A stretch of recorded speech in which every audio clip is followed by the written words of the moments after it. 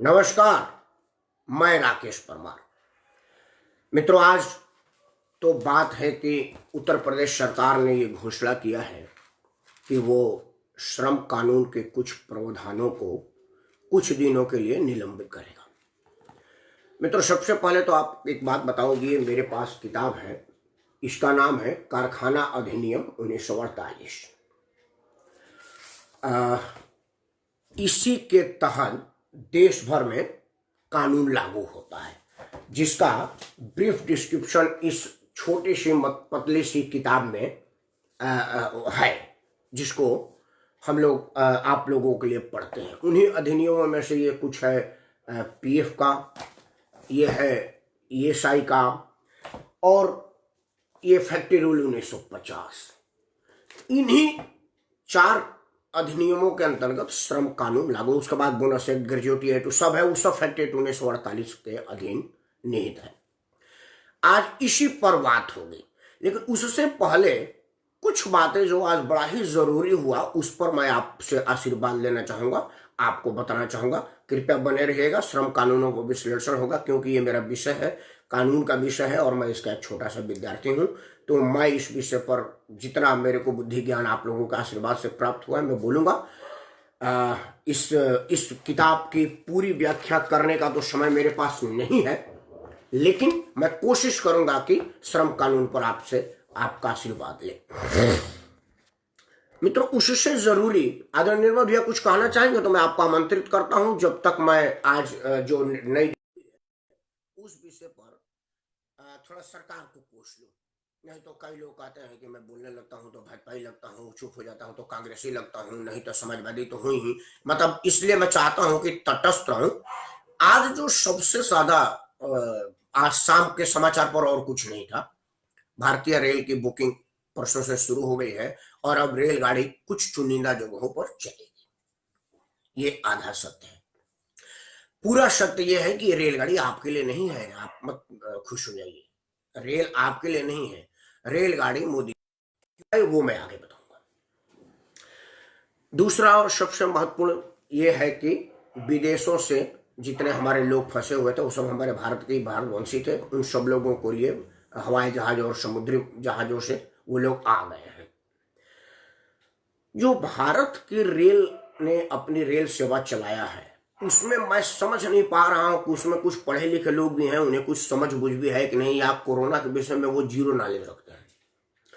ये कहा गया है कि कोरोना संक्रमण बीमारी है और एक दूसरे के संपर्क में आने से होती है, और ये भी अब प्रमाणित हो चुका है कि अगर आप हवा में सांस छोड़ते हैं, छींकते हैं, तो आपको होगी। इसीलिए मास्क का एहतियात बरता गया है कि आप मास्क पहन करके जरूर चलें। भारत सरकार ने जो रेल चलाने का निर्णय लिया है, वो वातानुकूलित ट्रेन है। आप लोगों के आशीर्वाद से मैं भी अमूमन वातानुकूलित ट्रेनों में ही चलता हूं। उसका सबसे दुष्प्रभाव ये है कि वो चारों तरफ से कवर्ड होता, मतलब उसके शीशा फिक्स होते हैं, ऊपर नीचे नहीं हो सकते, खुल नहीं सकते, तभी एसी काम करेगा, तभी वातानुकूलित षड्यंत्र उसमें यंत्र काम करेंगे। मतलब बाहर का हवा अंदर नहीं आएगा और अंदर का हवा बाहर नहीं जाएगा, सिर्फ एडजस्टिंग के माध्यम से आएगा। एक एडजस्ट कूलिंग देती है और दूसरा एडजस्ट अंदर की हवा खींचती है। मतलब गार्ड के बॉगी से लेकर के रेल के बॉगी तक वो सब हवा एक दूसरे में सर्कुलेट होता है, वो सेंट्रलाइज एसी होती है।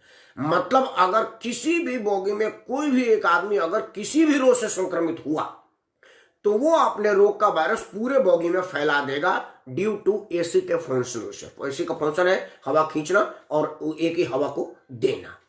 मतलब अगर खिड़की खुली होगी तो वायरस को बाहर निकलने और उसका ट्रेवल करने का मौका मिलता, लेकिन चूंकि वायरस एसी की वजह से बंद कमरे से कहीं नहीं निकल पाएगा, अगर वो आपके शरीर में से बाहर निकला तो वो उसी बॉगी में रहेगा और सबको इन्फेक्टेड करेगा। ऐसा क्यों किएगा, मैं नहीं समझ पा रहा हूं। ऐसा हो सकता है कि मोदी जी कहा या उनके रेल मंत्रालय का या उनके अधिकारियों का दबाव बना हो कि भाई जो लोग रेल में सफर कर रहे हैं वो या तो श्रमिक एक्सप्रेस में जाएंगे, मतलब भीड़ में मरेंगे, और या फिर उसमें मरेंगे। यहां तक बात। अब उसके अलावा वो खून चूसने वाली, आमतौर पर मैं कहता हूं कि हमारी सरकारें कोई महामारी आती है ना तो सब कमाई की जुगाड़ खोजने लगते हैं। इसमें भी मोदी सरकार ने एक कमाई का जुगाड़ खोजा हुआ है। कमाई का जुगाड़ यह है कि चलेंगे तो आप साधारण एसी में, लेकिन किराया आपको देना पड़ेगा राजधानी एक्सप्रेस का। मतलब जो लोग पैसा ना होने की वजह से राजधानी में नहीं चढ़ पाए हैं, वो लोग अजय देवगन के उस फिल्म का डायलॉग याद करें कि बोले कि और कुछ महंगा नहीं था तो हमने इस अमरूद को भी महंगे में खरीद लिया और फील किया कि मैं आपको महंगा गिफ्ट दे रहा हूँ। एक सिनेमा था once upon in Mumbai, once upon time in Mumbai, शायद यही पिक्चर का नाम था। उस पिक्चर में अजय देवगन अपने हीरोइन के लिए गिफ्ट देने जा रहा है। अब वो चूंकि गुंडा का कैरेक्टर में तो उसको पता ही नहीं है कि महंगी चीज क्या होती है, तो वो एक अमरूद वाले के पास जाता है। बोले अमरूद कैसे है भाई? बोला 4 पैसे का, और महंगा और महंगा। तो करते करते 400 रुपये का एक अमरूद खरीदता है, इसलिए कि उसको महंगा दिखाना है। मतलब अब आप वातानुकूलित साधारण रेल में चलिए, किराया राजधानी का दीजिए और फील कीजिए कि आप राजधानी में जा रहे हैं, और राजधानी में बीमारी को एक दूसरे से ट्रांसमिट लीजिए और एक दूसरे में ग्रहण कीजिए। ये नरेंद्र मोदी ने अब की बार किया है। क्या सोच के किया है मैं नहीं समझ पा रहा हूं, क्योंकि अगर मेरे पास आदरणीय मोदी जैसा दिमाग होता तो मैं प्रधानमंत्री का दावेदार हो जाता। लेकिन चूंकि मैं गांव के प्रधान की भी दावेदारी नहीं किया, मतलब साबित हो गया कि मेरे पास दिमाग नहीं है। मोदी जी वाला दिमाग मोदी जी के पास है। लेकिन फिर भी मोदी जी को, देशवासियों को ये बताना पड़ेगा कि इस विपदा की स्थिति में जहां पर लोग 3-4 महीने से बीमारी से ग्रसित हैं और वो लोग के पास बेरोजगारी से है, किसी का तनख्वाह नहीं मिला हुआ है, जिस किसी के पास 2-4 रुपया बचा कर रखे थे वो महंगी सब्जी और उसमें खरीद करके खा लिए हैं। अब उनके पास तो साधारण रेल खरीदने का टिकट नहीं है, रेल टिकट का, और वातानुकूलित में राजधानी का टिकट कहां से खरीदेंगे? मोदी जी ये बताने में अभी चूक गए। शायद उसका अधिनियम अभी लागू होगा, मैं भी नहीं बता सकता। हो सकता है उसका कोई अधिसूचना जारी हो सकता है मोदी जी कहें कि भाई देश के गरीब लोग कोरोना महामारी से आप 2-2 किडनी लेकर के बेमतलब घूम रहे हैं, एक एक किडनी स्टेशन पे दीजिए और आराम से रेल में चढ़िए, हम आपको राजधानी में लेकर जाएंगे। ऐसा हो सकता है। अगर कुछ ऐसा नहीं हुआ तो बड़ा मुश्किल बात है। मोदी है तो मुमकिन है कि आप 2-2 किडनी की वजन ढोने से बच सके। ये आपके ऊपर उपकार होगा। आप एक एक किडनी बेचिए और रेल में टिकट लीजिए। ये बड़े दुखी मन से कहा। मित्रों, मुझे याद है 1990 में 90-91 का कोई समय रहा होगा, मुझे बढ़िया से याद नहीं है, क्योंकि मुझे बढ़िया से याद है कि मैं 90 में स्कूटर ले लिया था दिल्ली में। तब से बसों में मुश्किल से चला हूं, या तो पैदल चल दिया हूं, नहीं तो अपने स्कूटर उसके बाद कार ले लिया। तो 90 के पहले की कोई साल रही होगी, मुझे याद नहीं है। मैं बस में जा रहा था, प्राइवेट बस वालों का हड़ताल हो गया, तो डीटीसी बस वाला ने ना लिमिटेड कर दिया। उस वक्त जो लोग पुराने लोग होंगे, निर्मल भाई को भी पता होगा, आप सनातन भाई को भी पता होगा, दिल्ली में रहने वाले लोग हैं अगर पुराने, उस वक्त लिमिटेड, मतलब लिमिटेड स्टॉपेज होती थी। जैसे वो बस हर जगह हाथ देकर नहीं रुकती थी, 2-2 एक जगह खास का जगह रुकती थी, उसका किराया हाईएस्ट होता था। जैसे उस वक्त 1.5 रुपया हाईएस्ट किराया था, तो लिमिटेड बस का 1.5 रुपया होता था। मतलब आपको 2 स्टॉपेज चढ़ना हो या 10 स्टॉपेज चढ़ना, रुपया 1.5 ही देना है, मतलब जो हाईएस्ट टिकट होता था। मेरे ख्याल से 25-50 1 रुपया और 1.5 रुपया उस वक्त हाईएस्ट टिकट था, जिस वक्त मैं बात कर रहा हूँ। तो शायद लिमिटेड का 2 रुपया होता था या 1 रुपया, मुझे वो बहुत याद नहीं, लेकिन हाँ मैक्सिमम वाला होता था। जब बस हड़ताल कर दिया तो मुझे कालका जी जाना था ओखला इंडस्ट्रियल एरिया से, और मुझे बड़ा बढ़िया से याद है, क्योंकि मैं वहां पर एक कंपनी में मैनेजर था। हमारी गाड़ी नहीं आई थी, तो मैंने बोला 2 स्टॉपेज मैं बस में बैठ जाता हूँ। जैसे मैं बस में बैठा, बोला लिमिटेड है जी। मैं बोला लिमिटेड क्यों? लिमिटेड तो नहीं, लिमिटेड हो गया, हड़ताल चल रहा है, इसलिए हमने लिमिटेड कर दिया। मतलब डीटीसी तब सरकारी थी, और उसको आदमी, चूंकि बस वाले हड़ताल में है तो मजबूरी में डीटीसी में बैठेंगे, और डीटीसी में बैठेंगे तो लुटवाएंगे अपने आप को। ये तब के सरकार का निर्णय था।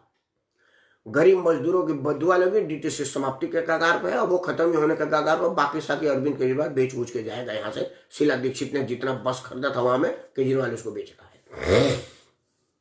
नरेंद्र मोदी जी भी उसी परंपरा को आगे कर रहे हैं। मतलब मजबूरी में सरकार जितनी आम जन को लूट सके, वही सबसे बड़ी बात है। दिल्ली सरकार और बिहार सरकार के अभी चिट्ठी चल रहे हैं। केजरीवाल के मंत्री ने फोटो डाला था कि ये हमारे माननीय अरविंद केजरीवाल ने फ्री में ट्रेन चला दिया। उधर से नीतीश कुमार के अफसर ने वो चिट्ठी दिखा दिया कि उन्होंने मांगा है कि इसका पैसा हमको दे दीजिए, मजदूर को मत दीजिएगा। मजदूर पैसा लेके क्या करेगा? पैसा लेकर के मरेगा। मरना तो वैसे ही है, अगर पैसा ले लिया 2-4-10 दिन और चल देगा।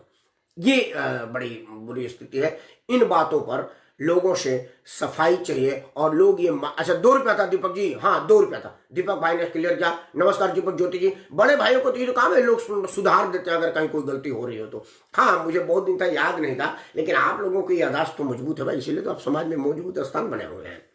खैर, अब मैं कारखाना अधिनियम पर बात करूं इसके पहले कुछ लोगों ने मुझे मार्गदर्शन दिया, वो पढ़ लो, पता नहीं किससे संबंधित था, क्योंकि कारखाना अधिनियम में मैं कोई शायद सलाह दे ना दे वो मैं खुद ही बोलूंगा। इस विषय पर सामाजिक ऊपर कई लोगों ने बोला है, अमित त्यागी ने बोला कि सभी त्याग जनता को ही करना। हाँ बिल्कुल बिल्कुल बच्चा ठीक बोल रहे हो, सभी त्याग जनता करे, सरकार लूटने। निर्मल भाई कह रहे हैं कि मतलब अब स्लीपर क्लास में भी हम लोगों को चलना होगा। नहीं, स्लीपर में नहीं चलेंगे आप। स्लीपर में या तो आप श्रमिक एक्सप्रेस में चलेंगे या एसी में चलेंगे। वो आप अपने मन में स्लीपर में चलिए, थर्ड क्लास में चलिए, उससे मतलब नहीं है। टिकट आपको राजधानी एक्सप्रेस से देना है। आप राजधानी एक्सप्रेस का टिकट आपसे सरकार लेगी, वो आपको ले जाएगी थर्ड क्लास में, माल बोगी में। ये अभी सरकार विल डिसाइड, अभी डिसाइड नहीं किया है कि आपको किस में ठूस के ले जाएगी, लेकिन पैसा आपको राजधानी एक्सप्रेस का देना है, ये जरूर है। ठीक है, याद, हाँ, अरे रोवा तो यादें हुई। खैर, ये एक दुखद बात था कि भारतीय रेल सार्वजनिक क्षेत्र की सबसे बड़ी उपक्रम है और सबसे बड़ी कमाई वाली है। जब पंडित जवाहरलाल थे जी प्रधानमंत्री थे, इंदिरा जी तक प्रधानमंत्री थे, चंद्रशेखर जी तक भी जब प्रधानमंत्री थे, तो पार्लियामेंट कैंटीन वगैरह का सारा खान पान खर्चा उर्चा रेलवे मंत्रालय ही देती थी। जिस दिन से ये कोलैबोरेशन की सरकार में कोटा में मंत्रालय जाने लगा ना कि हम समझौते में हैं, हम भी आपको समर्थन दे रहे हैं, और जिस दिन से राजनीति उत्कोच के रूप में मंत्रालय दिया जाने लगा रेलवे का, उसी दिन से पतन हुआ। रेलवे अपने पतन की तरफ तेजी से दौड़ती गई, और अब सुनने में आ रहा है कि रेलवे घाटे में चल रही है। मुझे पता नहीं है कि रेलवे क्यों घाटे में चल रही है, वो तो रेल मंत्री और विशेषज्ञ बताएंगे। लेकिन अगर इस तरह के लूट रेलवे मचाएगी तो मैं तो परमपिता परमेश्वर से मनाता हूं कि हे ईश्वर आप उस पर कल्याण करें। खैर, श्रम अधिनियम में जाने से पहले एक बात और आज बड़ा महत्वपूर्ण रहा, पूरे जगह छाया रहा। आज जितने भी दिल्ली और दुनिया में, देश भर में वृद्धा आश्रम थे, वहां आज बड़ा भीड़ था। मैं वृद्धा आश्रम की भीड़ देखकर बड़ा चिंतित था, आज वृद्धा आश्रम में किस बात का भीड़। तो हमने कुछ आवाजें पढ़ी, आवाज आ रही थी, हाँ मामा मामा जरा आना जल्दी, फोटो लेना है, आज मदर्स डे है, उस पर मुझे पोस्ट करना है। तो जितने लोगों की माताएं उनके पत्नियों की वजह से या उनके वजह से, मैं पत्नियों की क्यों कहूँ, वो भी किसी की माता है, निकम्मे आप हैं कि आपकी माता अनाथाश्रम में है, वृद्धाश्रम में है, आपके पत्नी का उसमें कोई रोल नहीं है। आप खुद दोषी हैं, खुद निकम्मे हैं, खुद नालायक हैं, खुद नसौर हैं, बेटा बनाने के लायक नहीं है अगर आपकी माता अनाथाश्रम में है। तो मेरे निर्मल भाई हैं, इतने बड़े बड़े लोग हैं, अब भी मैं देखता हूँ अपने माता जी की गोद में ऐसे सो जाते हैं जैसे कोई बच्चा सो रहा। मैं आपको एक हंसी की बात बताऊं, मैं गया था निर्मल भैया को मिलने, तो इनका सबसे छोटे वाला भाई जो कि शादीशुदा है और मेरे ख्याल से 30-40 का उम्र का होगा, वो उसे थोड़ी सी खांसी उसी टाइप की आ गई, तो अपने माँ के गोद में ऐसे सोया था जैसे 3 महीने का बच्चा सोया हो, 30 साल का नहीं। मुझे मेरा देख करके मैं रसक में हो गया कि काश मेरी माँ होती तो मैं भी ऐसी गोद में, मेरे माँ के गोद में भी ऐसे सो जाता था। इतने बड़े बड़े लोग हैं। आज बिरंची भाई ने माता जी का फोन लगाया, निर्मल भाई ने भी आज फोटो लगाया था अपने माता जी के साथ का, लेकिन इनकी माता जी इनके घर में है, क्योंकि मैं इनके घर आता जाता हूँ, देखा हूँ, तो इनका फोटो लगाना तो बनता है। लेकिन कई लोगों ने आज वृद्धाश्रम से फोटो खींच करके लगाया था, और आज फेसबुक पर जितना माता का सम्मान हुआ, मुझे लग रहा है कि वृद्धाश्रम वाले एक दिन के लिए तो जरूर और ज्यादा दुखी हुए होंगे कि आज बेमतलब कुछ भीड़ ज्यादा हो गई। इन वृद्धों, इन विधवाओं, इन अभागों, इन मजबूरों की सेवा करने का तो मुझे मिलता था, साथ में आज इन नालायकों को भी दर्शन मिल गए हैं। ईश्वर आज का दिन हमारे कैलेंडर से काट दे जब इन विधवाओं और मजबूरों के साथ साथ इन नालायकों का भी दर्शन मिला है। मदर्स डे पर सभी माताओं को मैं प्रणाम करता हूँ, क्योंकि माँ नहीं बना जा सकता। क्यों नहीं बना जा सकता, एक 2 मिनट का आपको बता देता हूँ। एक लड़का हमारे जैसे नालायक बुद्धि का होगा, कम बुद्धि का होगा, उसने मैंने माँ से कहा कि सुनो, बहुत बार सुनता हूँ कि दूध का कर्ज निपाना है, दूध का कर्ज निपटाना है, तो मैं आज दूध का कर्ज निपटाई देता हूँ माता जी। माता जी ने बोला कि भाई दूध का कर्ज तेरे बस की बात नहीं है, रहने दे, मैं कोई क्लेम तेरे से नहीं करूंगी। बोला नहीं, तुम नहीं चाहती कि मैं चौड़े होकर के जीवन में रहूं, तो बोले कि काम कर, कर्ज और बाद में निपटाइयो, तुझे आज एक रात मेरे साथ सोना है, तू मेरे साथ गोद में सोया है। हाँ, इसमें कौन सी बड़ी बात है, तो आज सो जा, कर्जे की बात बाद में करेंगे। तो बोला कि पक्का कर्जे वाली बात करेंगे ना? बोला हाँ एकदम करेंगे, बट तू आज एक रात मेरे साथ सो जा। लड़का बोला चलो यार एक रात सोते हैं, सवेरे कर्जे की बात निपटा देंगे। जैसे ही लड़का खराटे में मारने लगा, उसकी माँ जी, हेलो हाँ बेटा, हाँ जरा पानी ले बाबू। तो वो उठ करके पानी लाया, पानी मम्मी पूरा पी और उसे बिछौने पर गिरा दिया। लड़का चला, खराब ठीक नहीं रहा तुझे, ओ सॉरी बेटा, मैं नींद में थी। फिर 10 मिनट बाद जैसे ही माता जी जगी, बेटा सोया, फिर माता, हेलो हाँ बेटा पानी ले आओ। एक बार दोबारा पानी गिरा दिया। फिर बहुत गुस्सा हुआ। तीसरे बार जब इसी तरह से किया तो बेटा बोला कर्जा उतरा भाड़ में जा, मैं जा रहा हूं, तेरे से नहीं होगा। गिलास उलास पट के बाहर जाने लगा। उसकी माँ बोले, बोला बेटा नजदीक आना, चेहरा मेरे हाथ के सामने लिया, एक झापड़ कान के नीचे लगा। बोला बेवकूफ आदमी, अभी 3 बार तेरे को जगाई हूं तो तेरा मुश्किल हो गया। पानी, शुद्ध पानी पर तू नहीं सो रहा है। अरे मैं तेरे मुंह और तेरे गुंह पर सोई हूं और तेरे को सूखे में सुलाई हूं। ये गर्मी का मौसम है तब तू नहीं सो पा रहा है। मैं -डिग्री टेम्परेचर में गीला में खुश होती थी, सूखे में तेरे को सिलाती थी। और जब मुझे नींद आता था, मेरा छाती दांत से काटने लगता था तो मैं कहता था, ओ बेटे को पीना है, मैं तेरे को दूध पिलाती थी। तू मूतता था, तेरे मूत को मैं हाथ में ले लेती थी। तेरे मूत से मुझे बदबू नहीं आई, तेरे टट्टी से मुझे बदबू नहीं आई, और बेटा तेरे पानी से मेरे को बदबू आ जाएगी? क्या कर्जा उठाएगा, बाहर निकल। बेटा पांव पगेरा। बोला माता जी, सही में कहा जाता है कि माँ का कर्जा निपटाया ही नहीं जा सकता, ये कर्जा मेरे ऊपर रहने दीजिए, अब दोबारा मैं माँ के कर्जे के सोचूंगा नहीं। तो वो लोग जो अपने साथ माता जी को रखते हैं वो कर्जा नहीं निपटा सकते, तो वो लोग तो कर्जे के विषय में सोचे ही ना जो अपने माता को वृद्धाश्रम में छोड़ के आए हैं।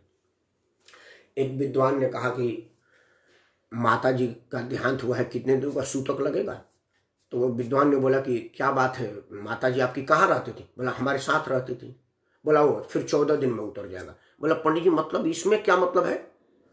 बोला अगर आपकी माता जी आपके साथ नहीं रह रही होती, वृद्धाश्रम में होती, तो आपके अगले 7 पुस्तक ये सूतक नहीं उतरता। बेटा शुक्र मनाओ कि माता जी 14 दिन में उतार के सूतक चली जाएंगी, क्योंकि आपके साथ रहती थी।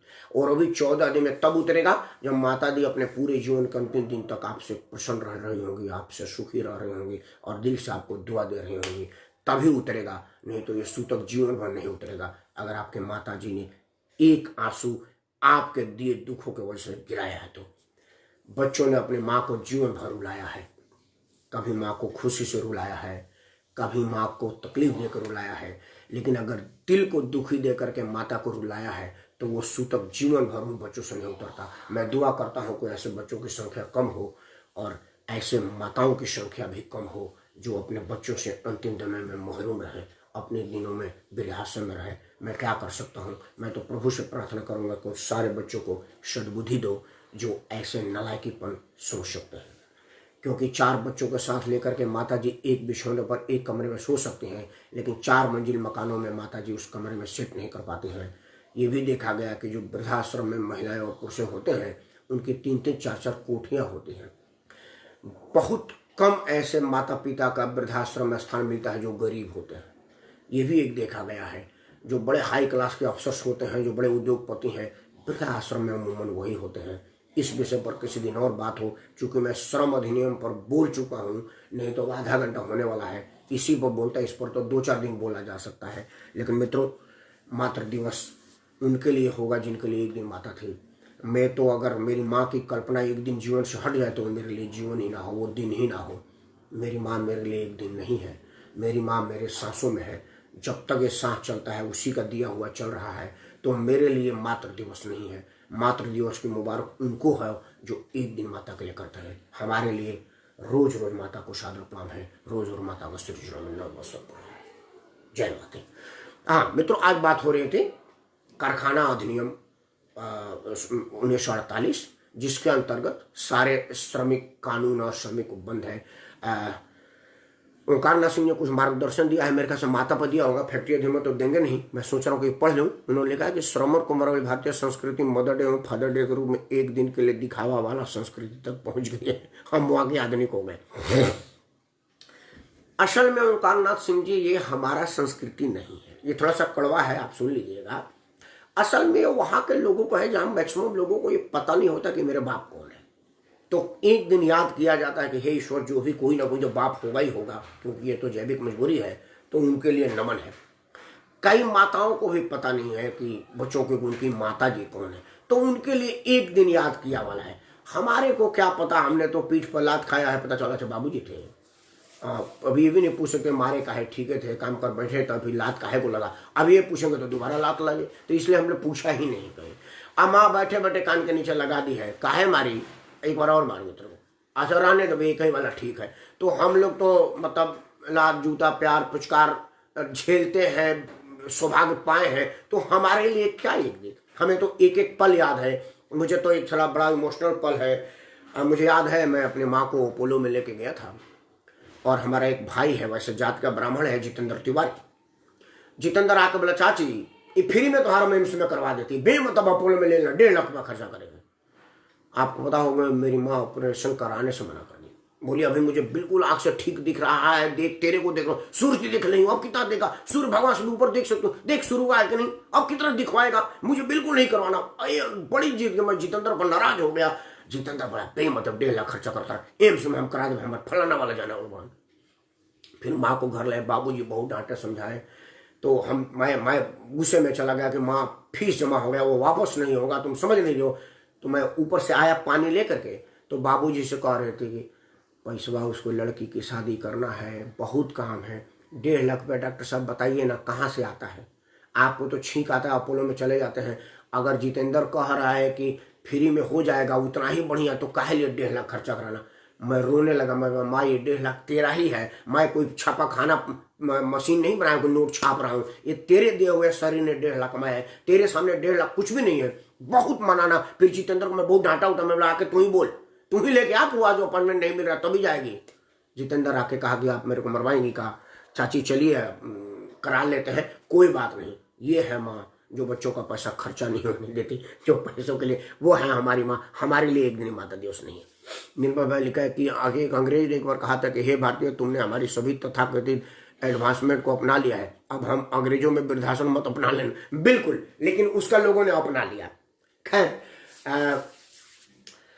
अब मैं चाहूंगा कि श्रम अधिनियम को बोलूं, क्योंकि एक्चुअली मैं लिख दिया हूं और कमिट हो गया हूं और आधा घंटा से ज्यादा हो गया है। तो अब माता जी को प्रणाम, और उन लोगों को भी प्रणाम जो माँ दिवस मनाते हैं। मेरे लिए माता दिवस एक दिन ही है, 365 दिन है। खैर मित्रों, उत्तर प्रदेश सरकार ने श्रम अधिनियम के कुछ प्रावधानों को सस्पेंड करने का ख्याल, अधिनियम अधिसूचना जारी कर दिया है। वो गजट, पब्लिक गजट निकल गया है, जो सरकारी नोटिफिकेशन होता है।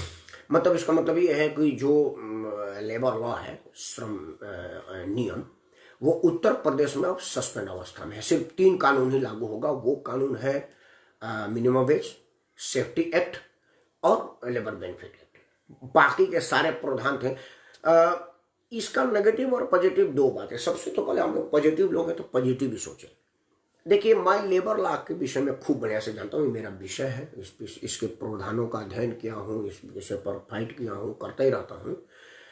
ये आप देखें, ये इतनी मोटी है ये, जबकि ये 17 एडिशन है। अभी इसके आगे 16 है और आगे भी और 64% एडिशन हो गया है। अब इनमें से ये बहुत सारे अधिनियम ना बेमतलब के हैं। एक दो बानगी बताऊंगा तो आप कहेंगे कि ये तो साला रद्दी में डाल देने हो गए। असल में क्या था कि श्रम अधिनियम 1948 में बना था, जब हमारा देश आजाद हुआ था। अभी पार्लियामेंट फॉर्म नहीं हुआ था। ये देखिए यहाँ पर लिखा हुआ है श्रम अधिनियम 1948।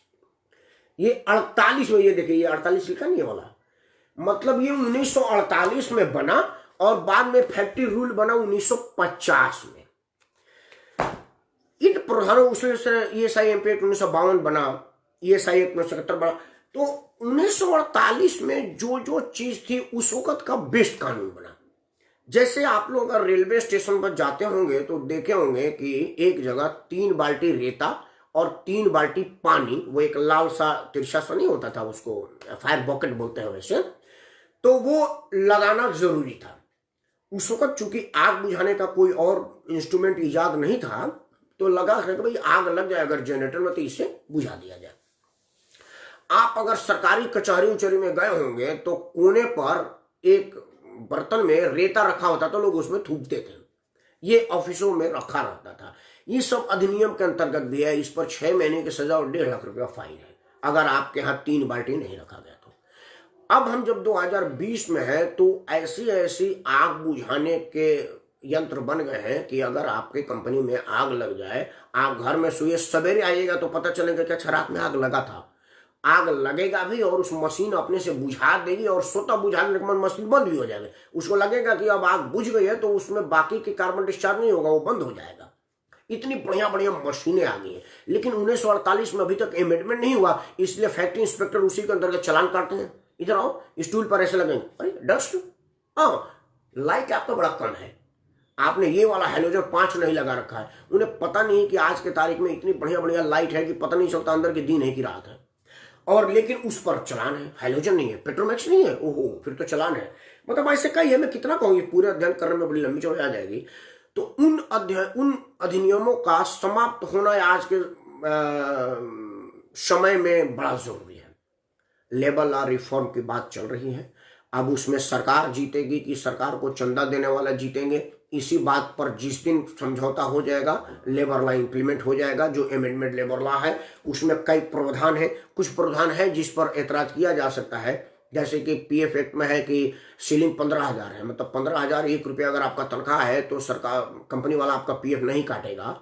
और दिल्ली में मिनिमम वेजेज ही 15,000 से ऊपर है, मतलब जो आम लेबर भी झूला उठाने वाला भी अगर आदमी आता है और उसका 15,000 ₹1 तो उसको पीएफ की जरूरत नहीं है। तो मिनिमम वेजेज इतना बढ़ गया है, और पीएफ एक्ट में अभी बढ़ाया नहीं है, क्योंकि पीएफ एक्ट जो पीएफ ट्रस्टी बोर्ड है उन पर उद्योगपतियों का कब्जा है, क्योंकि उन्हीं के द्वारा नामित लोग होते हैं, और सरकार तो कर उद्योगपतियों का है, टाटा बिरला अडानी अंबानी का। तो वो लोग दबाव बनाए हुए कि भाई तुम 15,000 से ऊपर कर दोगे, तो आजकल तो 15,000 में हमारे यहाँ चपरासी नहीं मिल रहा है। स्थिति यह है कि मैं नाम नहीं रखूंगा, मैं 2 कंपनियों का ऐसा काम करता हूँ जिनका 35 लाख 40 लाख रुपया का वो जाता था ESIPF। अब उनके यहाँ कम से कम 54-57 लाख रुपया से ऊपर तनख्वाह जाता है, और पीएफ नहीं जाता, 700 रुपया मिनिमम चार्ज, चूंकि मजबूरी है कि अगर कुछ नहीं कटेगा तो 700 रुपया फीस जमा करें। हम 700 रुपया जमा करें, क्योंकि ESIPF एक्ट में कोई है ही नहीं है, वहाँ मिनिमम वेज 22-23 हज़ार रुपया है। अब आपका 15,000 से ऊपर है तो पीएफ मत काटेंगे। मतलब सबसे बड़ी जो EPF एक भरोसा होता था मजदूरों का, उस पर कुठारघात है, ये एक अलग मुद्दा है, वो अमेंडमेंट आएंगी। अभी जो उत्तर प्रदेश सरकार ने किया है उसका सार्थकता ये है कि अभी लॉकडाउन है, 33% 30% मजदूरों से काम चलाया जाता है 100%। अब क्या होगा कि एक पहले कानून था ओवर टाइम एक्ट में, मतलब ओवर टाइम में अगर आपको 48 घंटे से ज्यादा महीने में काम करना है तो आप पर केस बन जाएगा, और वो भी टाइम लिखा होता था, फॉर्म 11 बोलते हैं उसको, जो टाइम टेबल लिखता है उसको फॉर्म 11 बोलते हैं। फॉर्म 11 में आपको लिखना होता था कि समय इस टाइम से इस टाइम चलेगा, फैक्ट्री इंस्पेक्टर ये नाम है, ES इंस्पेक्टर का ये नाम है, डॉक्टर का ये नाम है, इमरजेंसी का नंबर ये है, मैनेजर का ये नाम है, मैनेजर का मोबाइल ये है। ये फॉर्म 11 गेट पर ही डिस्प्ले होता था। आप लोग बड़े कंपनियों का एक बड़ा सा टीन का बोर्ड पर कंपनी का नाम वाम लिखा होता था, उसमें वो सारी चीजें होती थी, और उस पर ये लिखा होता था कंपनी इतने बजे से इतना बजे लंच है, इतने बजे से इतना बजे चाय ब्रेक है, इतना बजे से इतना बजे बंद है, इतना बजे चलेगा। उसके अलावा मान लो 6 बजे अगर बंदी लिखा है तो 6:05 लेबर इंस्पेक्टर अपनी गाड़ी लगाता था, और आदमी निकलता आगे देखो चलान कर भाई 1.5 लाख रुपये फाइन है, 6 महीने की सजा है, या हमको घूस दो या जेल जा। तो वो एक बहुत बार्गेन होती थी, मालिकों को परेशान किया जाता था, क्योंकि कई लोग हाथ वाथ धोने में 6:30 बजा देते थे, अब उतने वो चलान करता था। मैं कई बार ऐसा केस झेल के हूँ। एक हंसी की बात बता दूं, वो ऑफिस का नाम नहीं बताऊंगा, दिल्ली का ऑफिस था। फैक्ट्री में एक प्रोविजन है कि टॉयलेट से पानी पीने की दूरी कुछ डिस्टेंस होना चाहिए, वो डिस्टेंस की इतना दूरी पर होना चाहिए। आमतौर पर प्रैक्टिस है कि वो एक कूलर मशीन पीछे लगा दिया जाता है, उधर शौचालय है, इधर मूत्रालय है, उधर पानी पीने का होल लगा दिया, ये अमूमन प्रैक्टिस में है। हमारे फैक्ट्री इंस्पेक्टर साहब आए और कुछ उनके लिए सेवा पानी की बात नहीं हो तो वो चलान करके चले गए।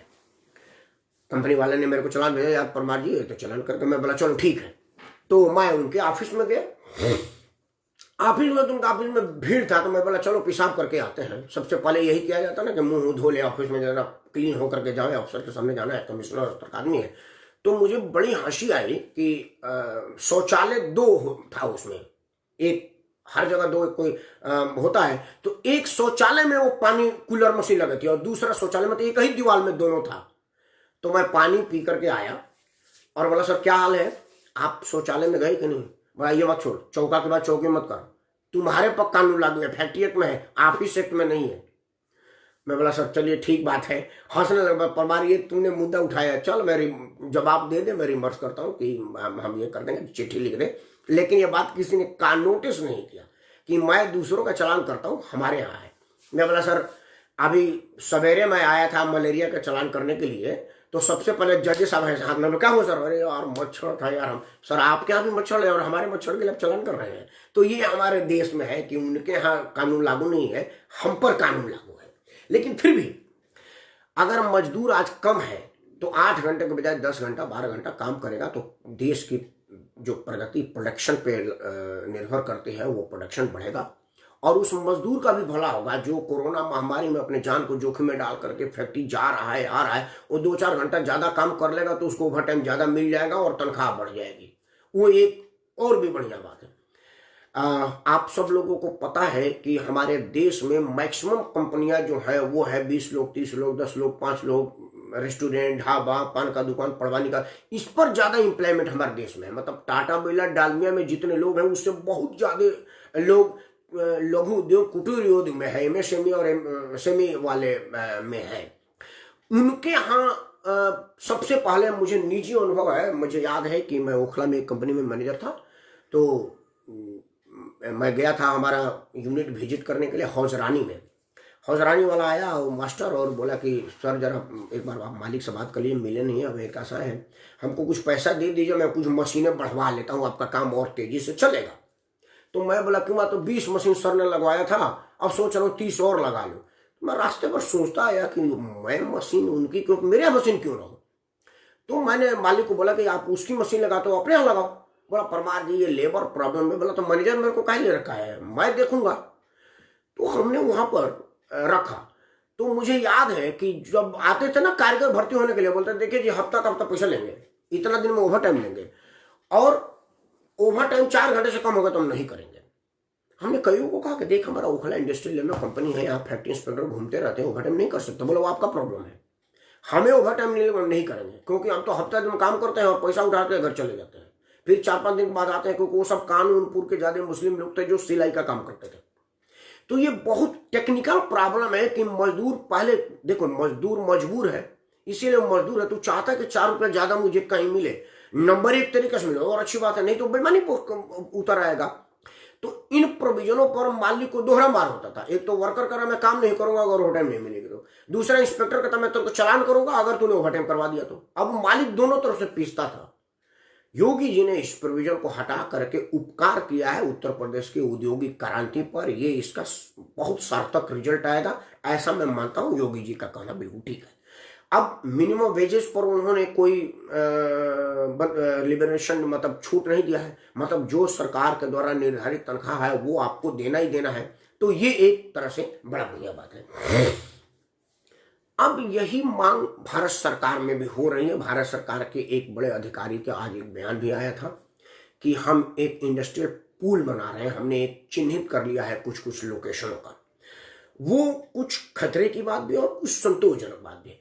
सबसे पहले तो मैं मजदूर आदमी हूं तो मजदूर के नाते से कहूं कि वहां पर ये कहा गया है कि आप कुछ कंप्लायंसेस का जो लोड होता है वो उस पर थोड़ा सा छूट दें, ताकि जो कंपनियां चीन से बाहर निकलने की सोच रही हैं वो और न जगह जाकर के भारत में आवे। क्योंकि भारत में इतनी सारे कंप्लायंसेज है वो चीन में रही है, तो चीन में कंप्लायंस कंपनी के ऊपर नहीं है। अगर चीन के सरकार को लगता है कि ये कंपनी 50 आदमी की 50 महीने तक का रोजगार दे रही है और मेरे को टैक्स नहीं दे रहे है, तो सरकार उसको छूट दे देती है, चल तू टैक्स मत दे, 50 आदमी का रोजगार तो दे रहा है ना। भारत में ऐसा नहीं है। भारत में तो जैसे इंस्पेक्टर को सूंघ मिलेगा कि भाई कोई कंपनी खुल रही है, दौड़ारी में कैसे आ गया, हमारा चढ़ावा चढ़ा में तूने कंपनी कैसे चालू कर लिया भाई, है जल्दी से ये चिट्ठी वो चिट्ठी, इतना चिट्ठी करेगा कि वो कंपनी वाला कहेगा यार ये कौन सी गलती की मैंने कंपनी खोल दी। मुझे याद है मथुरा रोड का हमारे कंपनी वाले थे, अमेरिका में बड़े बढ़िया एक कंपनी के वीसी थे। उनकी पत्नी की एक दोस्त आई और यहाँ पर उसने इतना चढ़ाया कि वो आकर के कंपनी खरीद लिया मथुरा रोड में।